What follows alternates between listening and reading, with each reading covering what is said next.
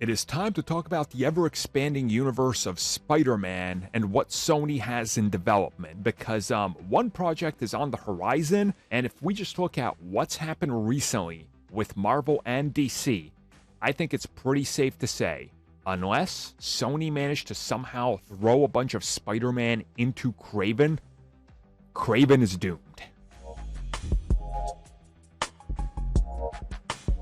So just looking at the post-pandemic state of comic book films, it's safe to say that unless you are a top-tier character, you are not seeing the same type of return you did before. As a matter of fact, you're seeing diminishing returns.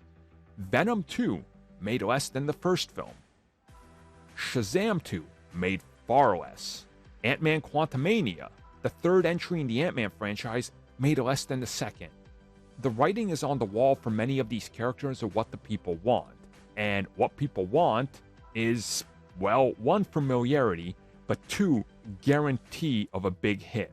With Kraven the Hunter being the next big Sony-related Spider-Man film that's barely done any marketing, like literally almost none, it's safe to say that this film is an unknown quantity to most.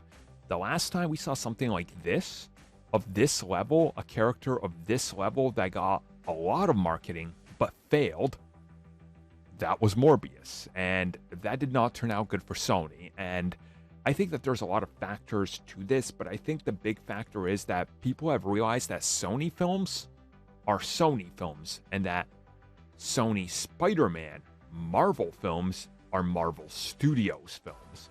And I think that's a problem, and people are slowly starting to wake up to it. And I do really think that Kraven has the ultimate uphill battle. Unless the film can come out and strike gold in terms of reviews and blow everybody away, that might help it some. But let's be real about this. Is Kraven Hunter going to be the next John Wick that comes out of nowhere, surprises people, and then ends up becoming a top-tier franchise in Hollywood?